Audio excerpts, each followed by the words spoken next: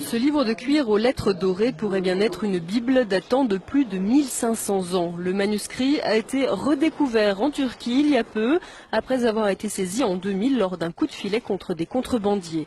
Il sommeillait depuis 12 ans dans les placards de la justice et pourtant il pourrait bien s'agir d'un vrai trésor, car il est écrit en araméen, la langue de Jésus. Il est désormais en phase d'authentification au musée ethnographique d'Ankara. D'après certains médias turcs, le Vatican aurait demandé à pouvoir le consulter. Une rumeur aussitôt démentie par le Saint-Siège. Certains journaux avancent aussi que cet ouvrage pourrait être l'évangile de Barnabé, un texte dans lequel Jésus citerait l'avènement du prophète Mahomet. Quoi qu'il en soit, le manuscrit a été placé sous haute protection. Il serait estimé à plus de 17 millions d'euros. Cette Bible soutient que Jésus n'a pas été crucifié, le Vatican est sidéré. Cette Bible a été découverte et gardée secrète, en 2000 et contient l'évangile de Barnabé, un disciple du Christ, qui soutient que Jésus n'a pas été crucifié, qu'il n'était pas le Fils de Dieu, mais bien un prophète.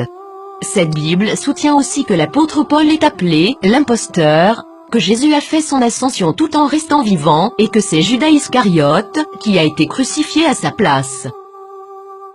Authenticité selon les rapports, les experts et les autorités religieuses, à Téhéran, insistent sur le fait que le livre est un original. Il est écrit avec des lettres dorées, sur du cuir relié et il est écrit dans la langue araméenne, qui était la langue parlée par Jésus.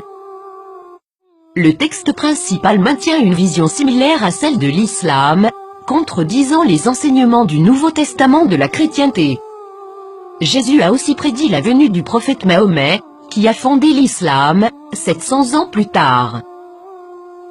Plusieurs croient que, durant le concile de Nicée, l'Église catholique a choisi la forme qu'aurait la Bible, omettant l'évangile de Barnabé, parmi d'autres, et favorisant les 4 évangiles que nous connaissons aujourd'hui. De nombreux textes bibliques ont commencé à faire surface depuis ce temps, incluant ceux de la Mère morte et les évangiles gnostiques, mais cette Bible semble tout particulièrement inquiéter le Vatican.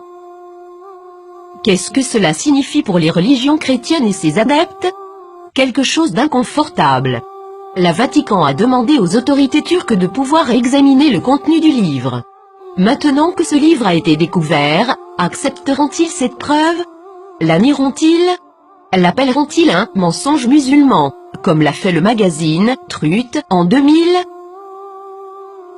Pour plusieurs, ce livre est un rayon d'espoir et les croyants réaliseront bientôt que l'objet de leur adoration est arbitraire et que tous les textes, spécialement les textes religieux, sont sujets à l'interprétation.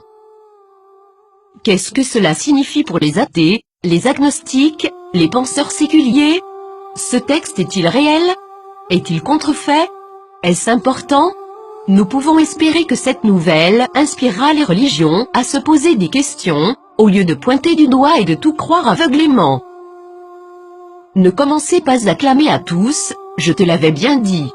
Le plus grand danger de la foi se présente lorsque les gens croient ce qu'ils veulent croire, défendant cette croyance malgré toutes les preuves du contraire, spécialement si les preuves apportées révolutionnent les bases de cette croyance.